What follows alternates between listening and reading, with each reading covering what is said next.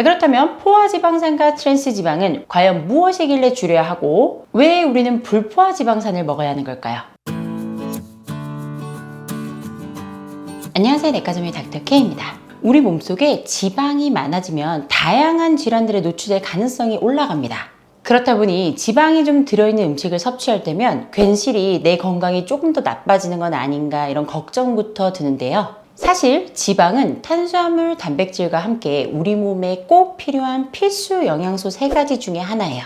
그렇기 때문에 사실 중요한 것은 무조건적으로 지방 섭취를 줄이거나 지방 섭취를 아예 금지하는 그런 것이 아니라 좋은 지방을 제대로 올바른 양만큼 섭취하는 게 중요합니다. 자, 지방에는 정말 다양한 종류들이 많다 보니까 어떤 것이 좋은 지방이고 어떤 것이 나쁜 지방인지, 그리고 어떤 방법으로 먹어야 할지 감이 잘 안 잡히기도 해요. 그래서 오늘은 좋은 지방은 어떤 것이고 나쁜 지방은 어떤 것인지, 그리고 이 지방을 어떻게 먹어야 건강하게 먹을 수 있을지 살펴볼게요. 자, 이전에 제가 고지혈증 영상 올린 적 있어요. 고지혈증 영상에서 포화지방산과 불포화지방산 그리고 트랜스지방에 대해서 간략하게 설명한 적이 있어요. 이때 이제 결론은 포화지방과 트랜스지방은 줄이고 불포화지방산은 드셔야 한다라고 말씀드린 적이 있죠. 자, 그렇다면 포화지방산과 트랜스지방은 과연 무엇이길래 줄여야 하고 왜 우리는 불포화지방산을 먹어야 하는 걸까요? 자, 우리가 자연 상태에서 얻을 수 있는 지방은 포화지방산, 불포화지방산 이렇게 2가지로 나뉘어요. 그 중에서 포화지방산부터 살펴볼게요. 자, 오른쪽 화면에 보시면 이게 바로 포화지방산의 구조인데 하얀색 동그라미 보이시죠? 하얀색 동그라미들, 그 동그라미가 바로 수소예요. 이렇게 분자 구조가 수소로 꽉 차 있어서 포화지방산이라고 부르는 거예요. 이 포화지방산은 주로 동물성 지방인 돼지고기나 소고기, 양고기 같은 육류의 기름 부분에 많이 포함되어 있습니다. 이 포화지방산의 구조는 일자 막대기처럼 생겼기 때문에 차곡차곡 잘 쌓이는 특징이 있어요. 그래서 이렇게 쌓이는 특징 때문에 상온에서도 고체 상태를 잘 유지합니다. 자, 그래서 보관하기 쉽다는 장점도 있지만 그만큼 우리 몸에 잘 쌓인다는 단점도 있어요. 자, 우리가 이런 포화지방산을 좀 다량 섭취하게 되면 체내의 혈관벽 안쪽에, 우리 혈관 안쪽에 기름이 끼게 됩니다. 이렇게 과하게 계속적으로 포화지방산을 섭취하면 계속적으로 혈관에 기름이 끼면서 결국에는 혈액의 흐름을 좋지 않게 하고, 그래서 어느 혈관이라도 하나 좁아지거나 막히게 되면 뇌나 심장으로 가는 혈류의 흐름을 방해할 수 있어요. 그리고 이 포화지방산은 우리 몸의 총 콜레스테롤 수치와 나쁜 콜레스테롤이죠, LDL 콜레스테롤, 이 2가지의 수치를 올리는 주된 범인으로 뽑힙니다. 그리고 안타깝게도 이렇게 총 콜레스테롤, LDL 콜레스테롤 2가지가 올라가면 이것 때문에 당연히 고지혈증이 발생하고 고혈압, 뇌경색, 심근경색 이런 여러 가지 합병증들이 발생할 수 있어요. 자, 그 다음에 불포화지방산으로 넘어갈게요. 자, 오른쪽에 보이는 것이 바로 불포화지방산인데 딱 보기에도 포화지방산이랑은 좀 다릅니다. 그쵸? 이 불포화지방산은 수소가 덜 차 있고 약간 구부러진 형태를 띠고 있기 때문에 차곡차곡 쌓이기가 힘들어요. 그래서 상온에서 액체 상태를 유지한다는 특징이 있고 우리 몸에 들어가도 쉽게 잘 쌓이진 않습니다. 그리고 나쁜 콜레스테롤인 LDL 콜레스테롤의 증가를 막아주어서 심혈관 질환의 예방에 도움을 준다고 알려져 있어요. 자, 이런 불포화지방산은 체내에서 자체적으로 합성이 잘 되는 지방산은 아니기 때문에 반드시 따로 섭취를 해줘야 됩니다. 그래서 필수 지방산이라고 부르기도 하는데 주로 올리브유, 포도씨유, 카놀라유 같은 식물성 기름에 많이 들어있고 견과류나 생선기름 같은 데 많이 포함되어 있어요. 자, 이제 3번째로 트랜스지방에 대해서 살펴볼게요. 트랜스지방은 이전에 고지혈증 영상에서도 여러 번 말씀드린 적이 있어요. 사실 이제 우리가 정말 피해야 되는 거는 포화지방산보다 더 나쁜 거, 바로 트랜스지방이에요. 사실 근데 이 트랜스지방은 불포화지방산의 한 종류예요. 이제 불포화지방산이 액체 형태이기 때문에 보관하기도 쉽지 않고 쉽게 상할 수가 있어요. 그래서 이 단점을 보완하려고 만들어진 게 트랜스지방인데, 자, 어떻게 만드느냐? 불포화지방산을 고온에 가열을 하거나 아니면 인공적으로 여기다 수소를 집어넣는 거죠. 그렇게 하면 분자 구조가 뒤집힙니다. 그렇게 해서 막대기 형태의 구조로 분자 형태를 바꾼 거예요. 그렇게 해서 만들어진 포화지방처럼 단단한 고체 형태가 가능한 것, 관리하기 편한 것, 이게 바로 트랜스지방이에요. 자, 그래서 처음에는 이 불포화지방산의 단점을 이제 해결하려고 불포화지방산의 한 종류로서 만들어진 것이 트랜스지방인데, 이렇게 만들어진 트랜스지방은 불포화지방산보다는 포화지방산과 비슷한 형태를 띠게 되고 성질도 포화지방산과 비슷한 성질을 나타내게 됩니다. 게다가 우리 몸에서는 포화지방산보다 트랜스지방이 훨씬 더 안 좋은 역할들을 해요. 자, 이 트랜스지방은 포화지방처럼 LDL 콜레스테롤을 높이고 그 높아진 LDL 콜레스테롤 수치 때문에 혈관 속에 당연히 콜레스테롤이 쌓이고 혈관 속에 기름벽이 자꾸 만들어지게 되고 그뿐만 아니라 쌓여있는 콜레스테롤을 간으로 옮겨주는 역할을 하는 게 HDL 콜레스테롤이라는 좋은 콜레스테롤인데 이 HDL 콜레스테롤의 수치를 낮춰버리게 합니다. 자, 다시 한번 정리를 하자면 포화지방은 혈관 속에 콜레스테롤을 쌓이게 해요.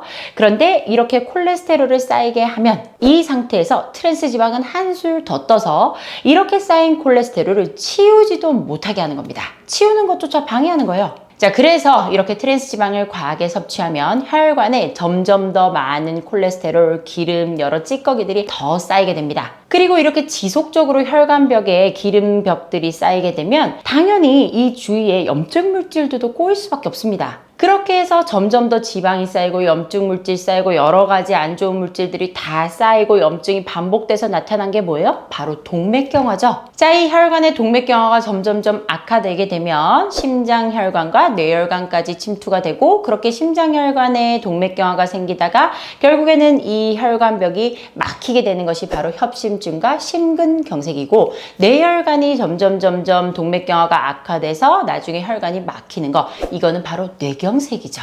자, 그런데 이 과정이 천천히 일어납니다. 아무런 증상도 없이 천천히 어떻게든 이제 혈관벽이 조금 막혔을 때는 그 사이를 뚫고 혈액이 지나가게 해요.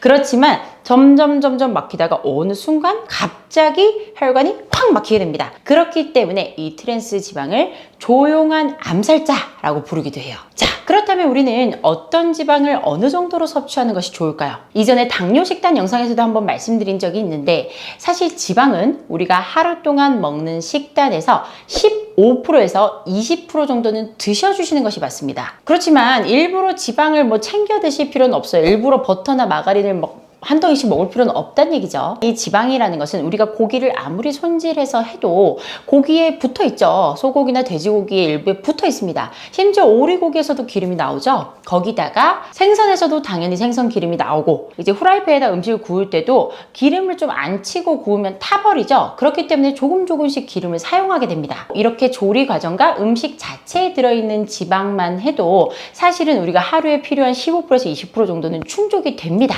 그래서 일부러 지방을 꼭 챙겨 드실 필요는 없어요. 여기서 주의할 점은 트랜스 지방은 꼭 피하시고 주의하셔야 됩니다.